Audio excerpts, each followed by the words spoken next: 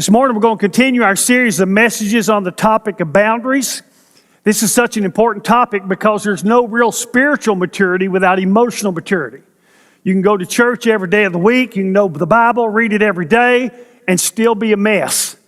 Most of you probably know somebody like that. A boundary is a dividing line that separates one thing from another. It's where one thing ends and another begins. It's where two things become different from each other.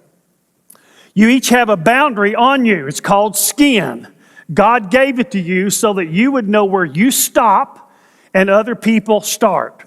I want to begin with a quick review from last week. So the outline, as you notice, is the same as it was last week. We didn't get through it, and we will today, though.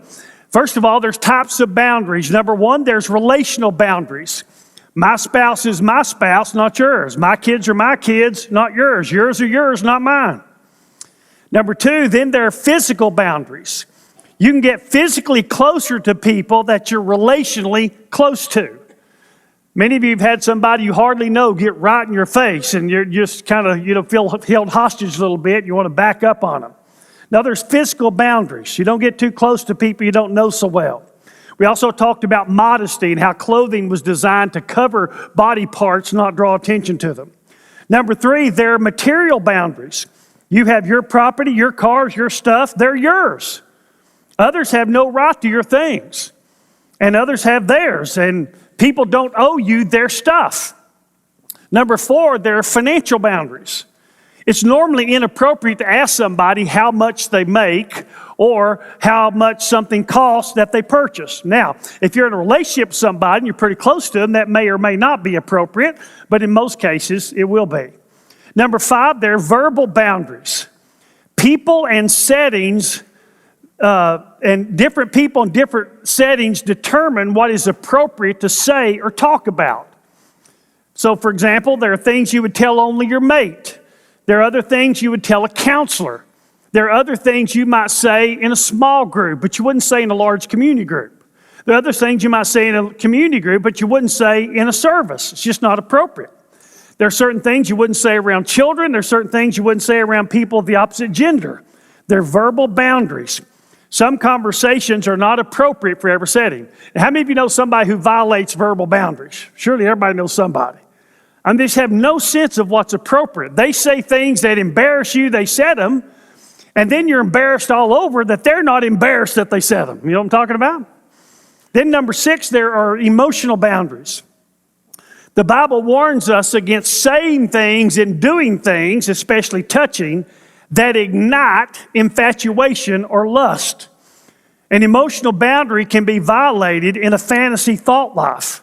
Last week I shared two true stories of how that happened. And luckily in both those cases they never went too far. In most cases they do go too far. And then we talked about understanding God's purpose in creation. And so I kind of did an overview on that. Now we're going to get more thorough about that. God created mankind in the order that He did on purpose. First, He created Adam by himself. And then, next, don't miss the sequence, God created Eve. And then, after it was Adam and Eve alone, then He created, next, don't miss the sequence, children. So they gave birth to these children. He did this in order to teach us who and what our priorities should be. So in your outline, first of all, I am God's person. That's who I am. I am God's person. Genesis 2:7, God formed the man. So God makes man by himself. Man is made for God, and he belongs to God. You don't just happen to exist. You came not from somewhere, but from someone. You don't belong to, nor were you made for, your spouse or children. It was just Adam and God, so that Adam would know that God was to be first and foremost in his life. The greatest commandment given in Matthew 22:37 tells us to love God with all of our hearts. Love Him first, love Him best, love Him most.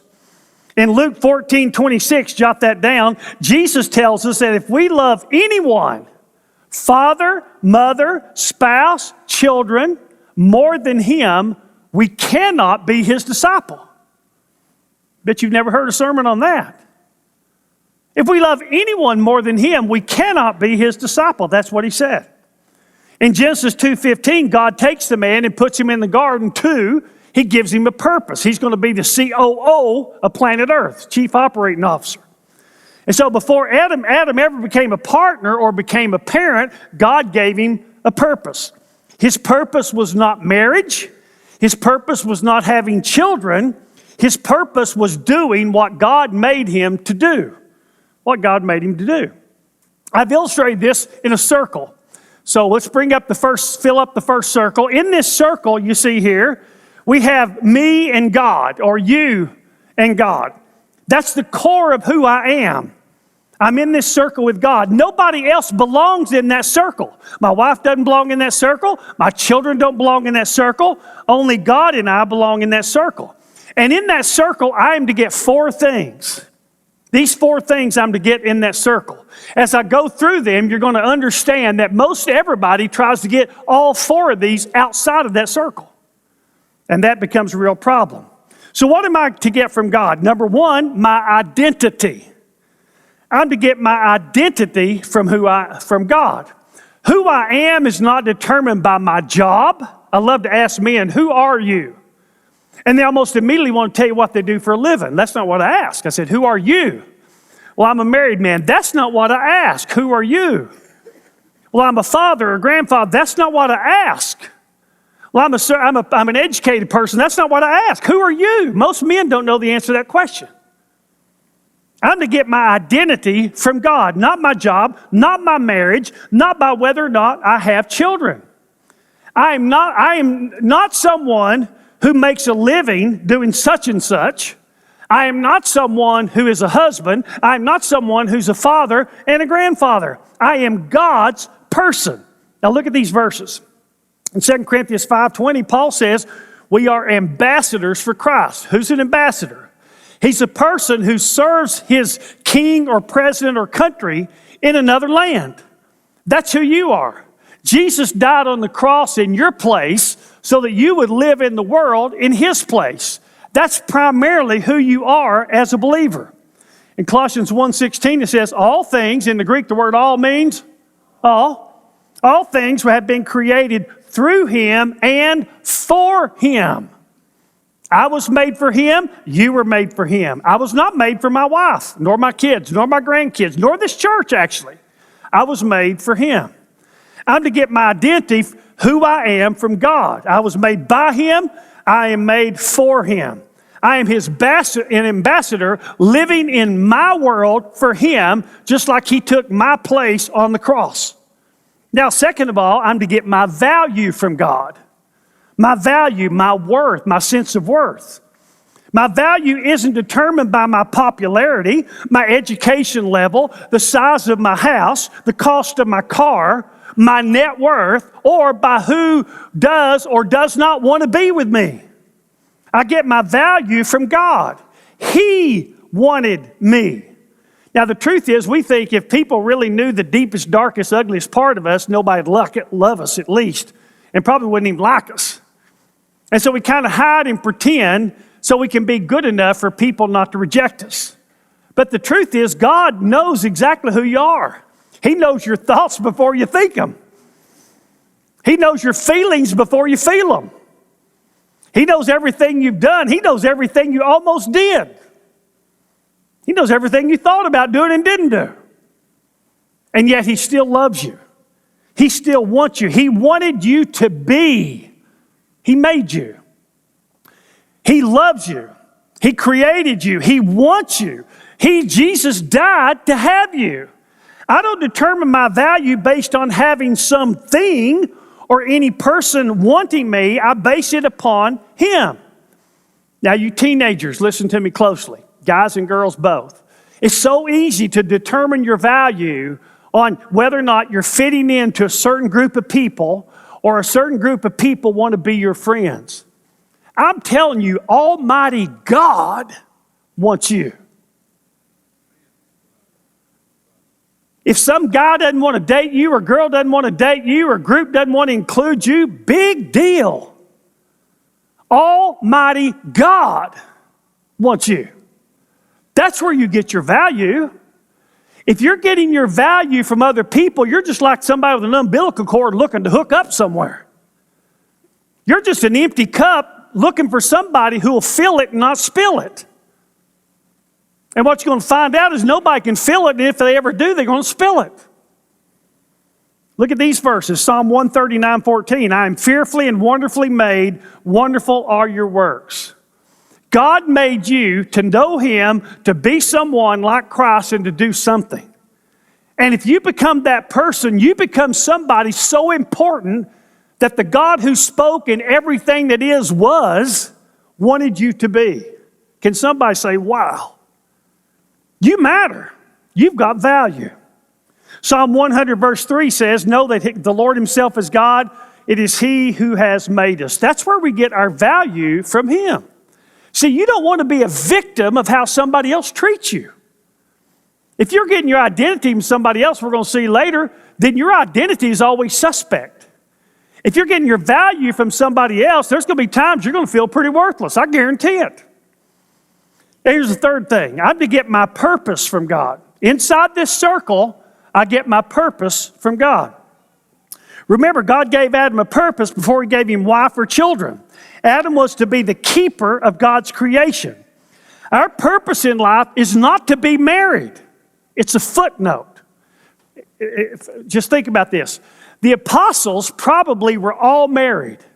Paul was likely either divorced or abandoned because he was a member of the Sanhedrin, which he couldn't have been unless he was married.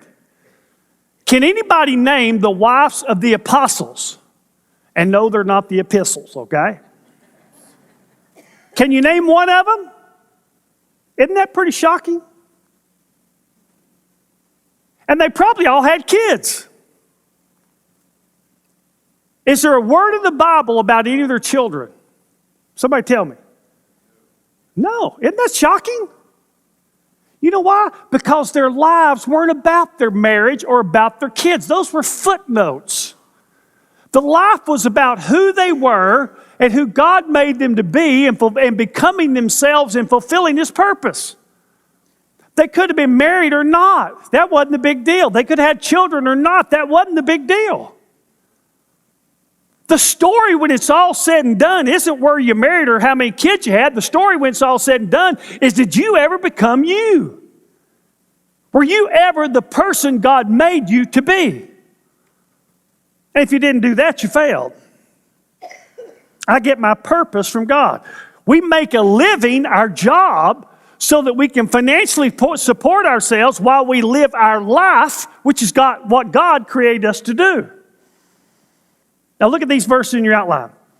In 2 Corinthians 5:15 says, He, Jesus, died for all. Why? So that we could go to heaven. No, it's not what He's going to say. So that we could miss hell. Nope, not what He's going to say. So we get our sins forgiven. Nope, not what He's going to say. Now those things are true, but that's not primarily why He died for you. He died for all so that they who live, those of us born again, might no longer live for themselves, but for who? For Him. That's your purpose. This is great. My wife can reject me, but she can't touch my purpose. My children can break my heart, but they can't even begin to affect my purpose. I can lose all my money or my job, but nobody can take my purpose away. See, if I'm getting these things in my circle from God, nobody can take them away from me. If I'm getting them from outside that circle, every one of them can be taken away from me. No wonder we're depressed and medicated and drinking.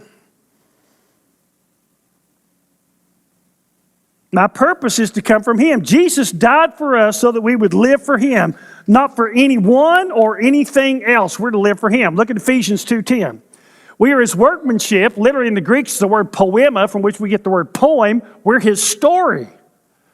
We're His workmanship, created in Christ Jesus for good works, watch this, which God prepared beforehand so that we would walk in them. In other words, before your mother and father conceived you, God wanted you to be, and the moment He wanted you to be, He knew who He wanted you to be, and He knew what He wanted you to do. He prepared these works He wanted you to do beforehand. Jot down Jeremiah 1:5. There it tells us that Jeremiah, before he was a fetus, before God formed him in his mother's womb, knew him and called him to be a prophet to the nation. Before Jesus was conceived, Mary was told who Jesus would be, excuse me, and what he would do. Jot down Luke 1:26-35. Paul told us in Galatians 1:15-16 that he figured this out later in life, but he figured out that from his mother's womb, God has always intended him to be an apostle to the Gentiles. Now, you and I don't have a verse in the Bible that tells us what our deal was, but we all got a deal. What these verses do is tell us there's something God meant for us to do, and when it's all said and done, success is doing that. What does it profit a man if he gains the whole world and forfeits his soul or himself? Literally himself. Forfeits, he never becomes him. What's it matter what you gain if you never become you? Well, what you talk about? I'm talking about the you were made to be, the you God made you to be. If you never become you become somebody else. And even if you make all the money in the world, you lose. When it's all said and done, you blew it. If you never became you. God has a purpose for you that's more important than your career, more important than your marital status, more important than whether or not you ever become a parent. And you're to get your purpose from God inside of that circle where only the two of you belong. Now, the fourth thing we get there is my fulfillment. My fulfillment. I'm also to get my fulfillment or happiness from God.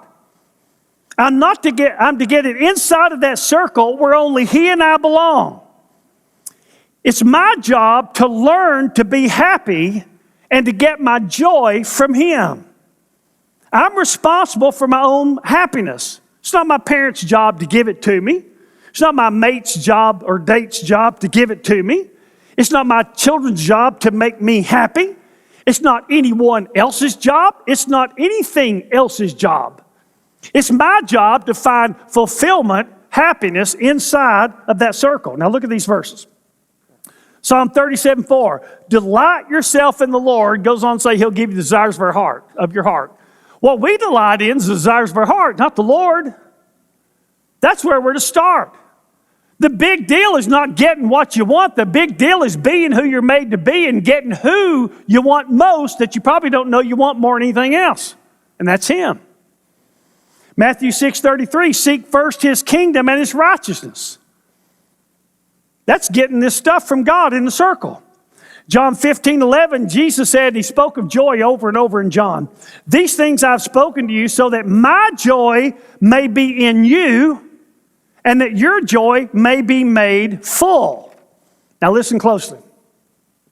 Happiness depends on circumstances. It depends on happenings. Jesus came to give us His joy. Joy doesn't require desirable circumstances. Hebrews 12:2 tells us that Jesus had joy when He went to the cross. Are you kidding me? How could He have joy going to the cross to be brutally tortured and then to suffer our hell on the cross? How could He possibly have joy? Because His joy had nothing to do with outward circumstances. He didn't need a good day. He didn't need people to treat Him a certain way. He didn't even need to be exalted or acknowledged for who He really was, God in the flesh. And everything on the outside looks like it's going all wrong, and on the inside, Jesus has joy. Wow. The book of Philippians is a book about joy, how to have joy. It's written by a guy named Paul who's in prison on death row. Do you find it odd that a guy on death row in prison is telling people outside of prison how to have joy? That's what the whole book's about. Rejoice in the Lord always. And again, I'll say rejoice. Joy is internal happiness. What we call happiness is based on something or someone outside of this first circle. Somebody has to do something for us, or somebody has to give something to us. We get something. I feel happy when things are going my way and when people are treating me the way I wish them to. I'm able to have joy in my relationship with God when things are not going my way and I am not being treated the way I wish to be treated. When it comes to external happiness, the feelings of happiness, I become the victim of people in my life, how people treat me, or the circumstances in my life, how things are going. And how many of you would agree that if that's what you're counting on, you're in trouble? Come on. We're to get these four things: identity, value, purpose, fulfillment in our circle with God. When we get them there, no person and no circumstance can rob us of them. When we get our identity, value, purpose, and fulfillment from someone or something outside of the circle, we're completely dependent on something we have no control over in order to be happy. This explains why so many people are so unhappy. It's why depression is running rampant, especially during this pandemic, and medicating it. If you attempt to get these things from your spouse, what are you going to do when she leaves or dies or bitterly disappoints you? If you attempt to get these things from your children, what are you going to do when they die? And some do before you do. Or they live and break your heart and death would have been easier. What are you going to do? If you attempt to get these things from your career or financial status, what are you going to do when Joe Biden takes all your money and guns away and gives them somebody else? Can I get an amen?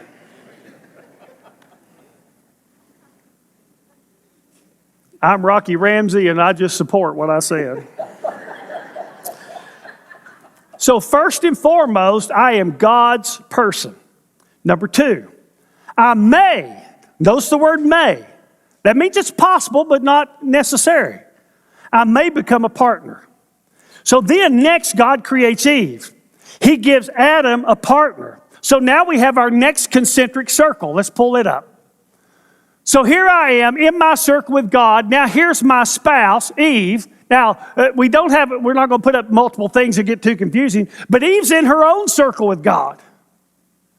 She's to get her identity, her value, her purpose, and her fulfillment from God, not Adam. And if we were looking at Eve's concentric circles, Adam would be in this red or orange. He would be in the second circle. He doesn't belong in that first circle. Only Eve and God belong in that first circle. You tracking with me? When we get the children, it's the same thing. We're not there yet. So Eve was to be second to Adam, not first. Adam was to be second to Eve, not first. Nobody belonged in Adam's circle but God. Nobody belonged in Eve's circle but God. And Adam and Eve to each other were both in the second circles. Look at Genesis 2:24. For this reason a man shall leave his father and mother and be joined to his wife, and they shall become one flesh. It's interesting. I told you that we read the verse of God formed the man. That word formed in the Hebrew is a real simple word. I believe the King James translates it when he made the woman, he fashioned her, which is a very complex word, which I think also explains why women like shop. But anyway, they're a lot more complicated and complex. The Hebrew word bears that out. Now, Eve is not to be first to Adam, nor Adam to her. God is to be first and foremost to each of them. They will live with each other. They will not live for each other. They will live for Him, for God, the God who made them. They don't get their identity, value, purpose, and fulfillment from each other. They get that from Him. Now, jot down this verse. Deuteronomy 24:5. 24:5. In Israel, when a man married, he would not be sent out to battle until he had been married for a year. He was to stay home and, watch this, give happiness to his wife. Give happiness to his wife. It's not his job to make her happy. He can't do that. But it is his job to give her happiness, to bring happiness into the marriage. See, what happens today in marriage is two people get together because they want the other person to make them happy. It's two empty cups hoping the other cup will fill them. It doesn't work. You're not to get your happiness from marriage. You're to bring it into it. If you're unhappy single, you won't be happy married. And some people are unhappy. They think what we need is kids. Then I'd be happy. Obviously, you've never had kids, right?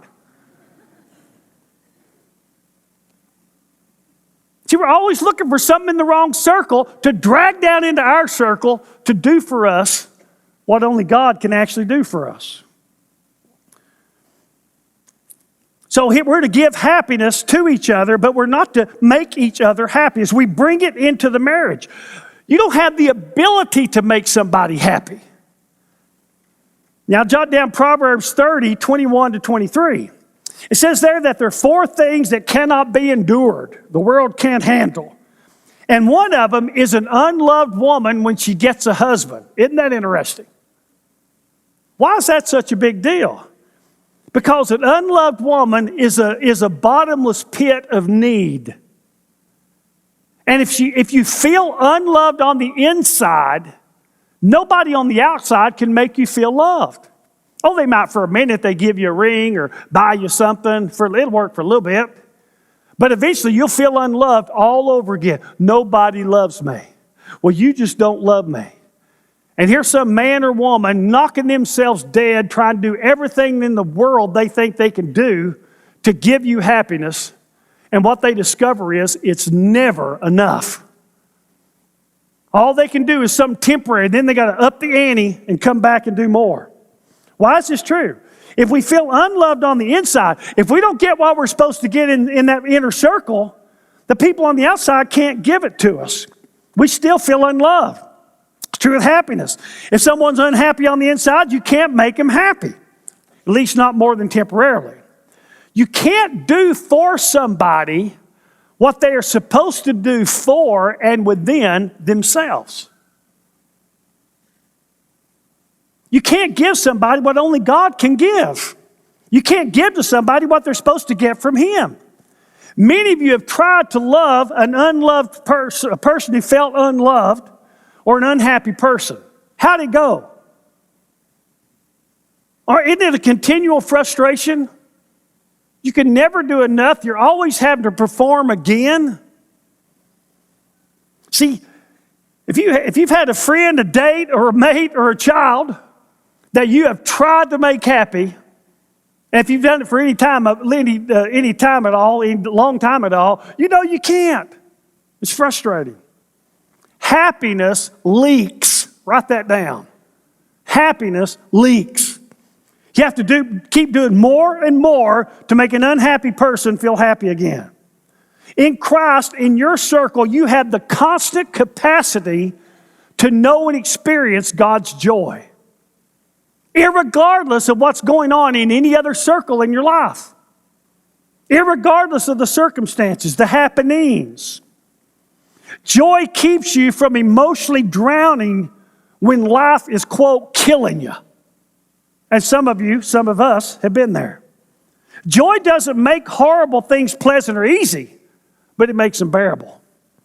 If you expect to be made happy by your mate, you will eventually be disappointed. They can't make you happy. They're not supposed to make you happy. That's your job with God inside your first circle. Now, we get married today and we say, do you take this woman, for rich or poor, all that bull. Amen? What we all just do is get on and say, I'm marrying you because you make me feel happy right now. And if you can keep doing it for the next 50 years, we'll have a 50-year anniversary. But if you ever quit doing it, we're going to have a real problem here. And if you don't do it long enough, I'll probably leave. Am I in the right room? Marriage ought to be two full people getting their fullness from their relationship with God who spill on each other. More often than not, it's two empty people looking to each other for what they're supposed to get from God. Trying to get from the other person what the other person isn't even capable of giving to them. And you wonder why the divorce rate is over 50%. For second marriages, over 70%.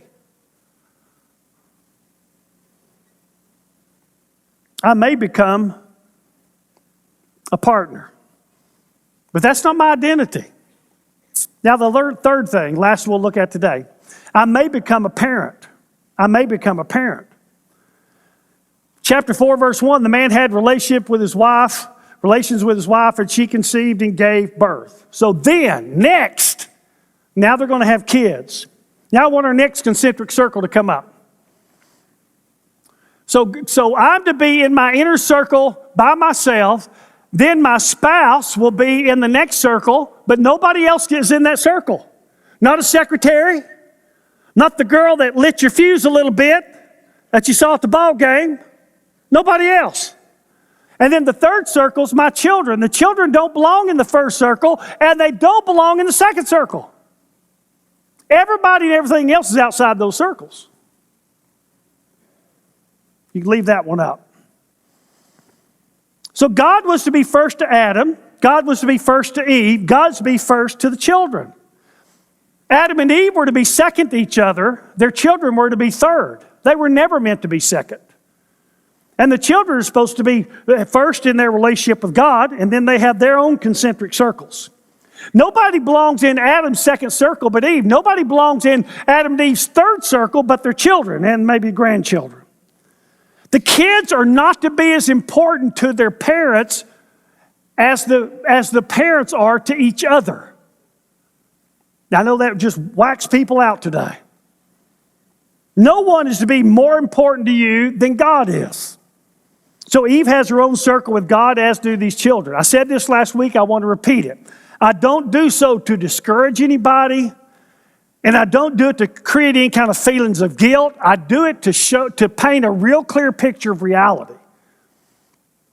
And this is it. If you're going to really understand marriage and marriage with children, you got to see this. When marriage is done the way God intended, it is for a lifetime. One man, one woman for life. But we're all imperfect people. And so we all have imperfect marriages, some far more imperfect than others. Some of them don't make it. Some of them shouldn't make it. When marriages fail, the next marriage is possibly temporary, but if you have children, they're permanent. See, originally it's supposed to be the marriage is permanent, the children are temporary. We're going to raise them, maybe they might live at home through college, and by that time they're out of here. And by the way, if you get these first two circles right, you will have what I call a full nest. And when the children flee, you will go, yippee! You will not have an empty nest, you'll have a full nest. Because your nest wasn't dependent on the children. Your life didn't revolve around them. If your life revolves around them, it's bad for you, it's wrong for you, it's bad for your marriage, it's wrong for your marriage, and it's bad and wrong for your kids. God doesn't expect your life to revolve around your children. I know geographically it has to for its certain levels. But the bottom line, the marriage is to be forever. We're forever. These kids, they're temps. But when the marriage fails and you have children, what you know now is these will always be my kids. But if I remarry, I don't know for certain that this will always be my husband or wife. You better know that. If you ask them to choose between them and their children, in about 99% of the cases, you're going to lose. Now, that's just reality. I'm not trying to discourage you. I'm not trying to discourage you if you're second married with kids. I'm just trying to paint the picture so you can deal with reality. If you think, I said this Wednesday night, if you think life is easy, it's really hard. But the harder you think life is, the easier life gets. Marriage is hard. All these people get married, they know we just love each other, you know. And nobody's ever loved anybody like us.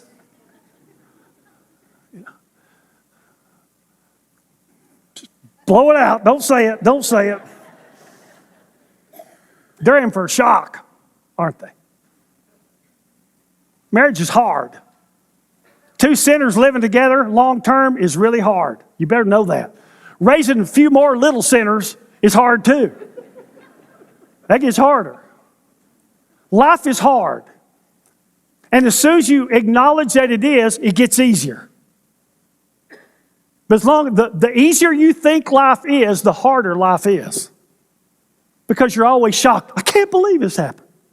Yesterday I was working out at the house. I worked rear end off. You ever been so tired you got out of fellowship with the Lord? I think I did last night. And to top it all off, I had to water some grass in the front yard to go out the front door, and my front door handle comes off. I didn't know that could happen. I've never seen that. So yeah, it did. Hello. Life is hard. I'll do a message boundaries on raising kids, but let me say this. It's not your job to make your children happy. It's your job to teach them how to be happy. It's your job to teach them how to get their identity, their value, their purpose, and their fulfillment from the Lord. That's what your job is. It's your job to raise them to not need you. Now, I'll say this again later, but good parenting isn't trying to make your children think you're the greatest. If your children don't hate you several times along the way, you hadn't been much of a parent. Your job is to raise your children so outsiders look at them and say, boy, those kids are the greatest. You hear me? If everybody outside the marriage think your kids are great, you're great. But what we do, we want to be the greatest. We got all kinds of parents now want to be their children's friends. Your children don't need another friend. They need a grown-up, mature person with some wisdom and experience to coach them and direct them and keep them in line. They need a parent. And if you're going to parent them, they're going to like you a lot. I remember when Betsy was staying home with the girls, and I'd come home from work, and she'd meet me at the door. If all I do all day long is beat them, they're going to hate me. I said, okay, you go for a walk. I'll beat them for a little while, okay?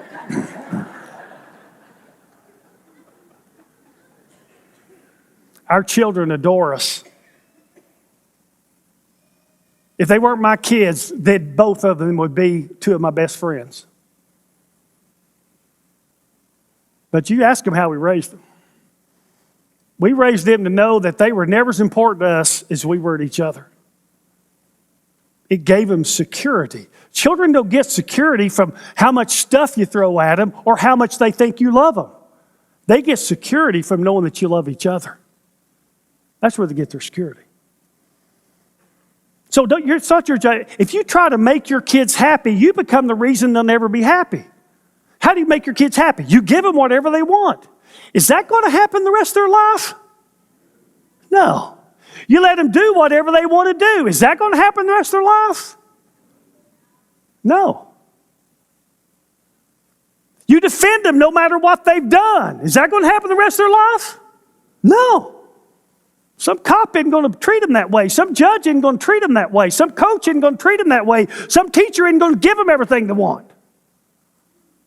Your job is to prepare a kid, teach them how to cope, and learn how to be an adult. Not to be their best friend and make them think they love you. I remember seeing a study years ago that said that parents who indulge their kids and give them all this stuff, that most of the time later in life their children hate them. Hate them was the word. Because someday you'll haven't had enough and you won't give them something, and everything you give them will not count. All that will matter is this time you said no, and they hate you. Some of you experience that with people, maybe in your family, maybe others. It's not your job to make them happy. It's your job to teach them how to be happy. And when we don't learn how to be happy, we're in trouble. They're to get their identity from God. Last 2 Wednesday nights and this coming Wednesday, I'm doing 3 messages on the truth about suffering. Every one of you, if you've got a middle schooler or up, you need to sit down and watch that service with them and talk about it.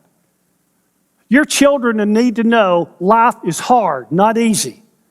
They need to know that probably more often than not, things don't go your way in life. It's the real world and you can't change the channel. So what you got to do is learn how to be happy when life isn't making you happy. You got to learn how to have joy when life is terrible for you right now. And you can do that. So you ought to do that. Now, why did people end up in the wrong circles? This will be quick. Number 1, individuals live beneath themselves. They live beneath themselves. If you don't get your identity, value, purpose, and fulfillment from God, you'll never be who you were supposed to be. You will be a lesser you than the you God made you to be. By God's measurement, you'll be an absolute underachiever. You will have forfeited becoming yourself, the best you. How can I really be fulfilled if I never become me? I was made to be this. I instead have chosen to be that. When people are in the wrong circles, number 2, marriages dissolve. Marriages dissolve. The person who seeks to get his identity, value, purpose, and fulfillment or happiness from a mate is going to find themselves disappointed with marriage. This person is expecting from marriage what marriage isn't supposed to give them. The unhappy, feeling unloved spouse will over time drain the life out of his or her mate. The healthier spouse will grow tired of being expected to give to his mate what he cannot give him or her and isn't even supposed to. I said this last week, if you don't get these things from God in your circle, even the best marriage at times will not be enough. There's no person who's enough. Only Jesus is enough. And that takes a lifetime of work to experience that. Number 3, when people are in the wrong circles, parents misplace priorities. When a marriage sours, men typically go to work where they feel competent and appreciated. Women turn their affection toward their kids. Both become vulnerable to being unfaithful. When children get in the first or second circles of their parents, the marriages cease to be what they should have been. They cease to be. I remember we were little. We'd go to bed and we'd lock the door and we'd lay in bed. We just still do this now. We'll lay and get talking about something and just laugh our heads off. And when girls live, they'd come knock on the door and say, "Y'all be quiet. We can't go to sleep," you know. Parents misplace their priorities. And so now the children get pulled down at least into the second circle, if not into the first. Number 4, children get emotionally crippled. I've already explained this. Seeking to make them happy. Instead, we become the reason they'll probably never be happy. That they'll eventually be unhappy. The teacher, the policeman, the boss, the future spouse won't baby your child like you do. So you just set them up for problems. Number 5, people get emotionally drained. Few things are more exhausting than trying to fill up an emotional bottomless pit. And if you're a giving person, you've tried this. You do everything you think you can to prove that you love him or her, but it's never enough. It's a game of chutes and ladders. How many of you know chutes and ladders? If you have kids, you probably know this game. And so you move up the scale and you move up this ladder, up here, and then all of a sudden you land on a square, it's a chute, and go whoop, you go back down here. And then you climb the ladder and you're doing okay and things are good, and then whoop, you go back down here. You can't ever keep them happy. You can't make an unhappy person happy, and you'll emotionally exhaust yourself trying to do so. The hardest thing about life, if you're going to have God's joy, you've got to live in reality. The reality is, can you make everybody happy? No, you can't. And sadly, that could be your spouse or your child or grandchild or parent. It could be your best friend. You just can't. And as long as you think you can, you're going to be frustrated. And sometimes you got to step into reality. Jesus calls it the truth. And say, you know what? I can't do for you what you want me to do for you. Number 6, the last thing, God gets dishonored. It dishonors God when you fail to get from Him what you're supposed to get from Him. It dishonors God when you seek to get from others what you're supposed to get from Him. It dishonors God when you seek to give to others what they're supposed to get from Him. Your spouse and children are to delight themselves in the Lord, not you. They are to seek Him first, not you. All of you are to love Him first, most, and best. He is to be your rock. He is to be their rock. All of you are to get your identity, value, purpose, and fulfillment from Him. Seeking from someone or something else what you're supposed to get from God is frankly a form of idolatry. It's idolatry. So here's the bottom line as we close. What you need most, what you can't lose, can only be found in a relationship with Him. Everything else you can lose. You can lose your health, you can lose your marriage, you can lose your children, you can lose your parents, you can lose your friends, you can lose your money, you can lose your stuff. Have you given Him your life? Is He in your circle? Is everybody else out of your circle? Now listen closely. To fail to have the relationship with God that you can have is to expect others to give to you what they can never really give to you. That means they'll all eventually let you down. They'll come up short. They'll disappoint. It's not their job to fill your emptiness. It's your job to get full in Jesus. That's what the abundant life is, getting full in Him. Now today, you can invite God into your circle by asking Him to forgive you, by giving your life to Him, by making Him Lord of your life. Now most of you here, God is in your circle. But some of you have somebody else in that circle. Somebody else you have to please. You have to make happy. You have to have their approval. That's called codependency. Maybe it's a parent whose demands still control you. Maybe it's a mate that you expect to make you happy. Maybe you keep trying to be a friend to your child instead of being his parent. Maybe it's a friend you don't think does enough for you. It's not working, is it? Are you ready to get your circle straight? Well, you can do that with biblical boundaries.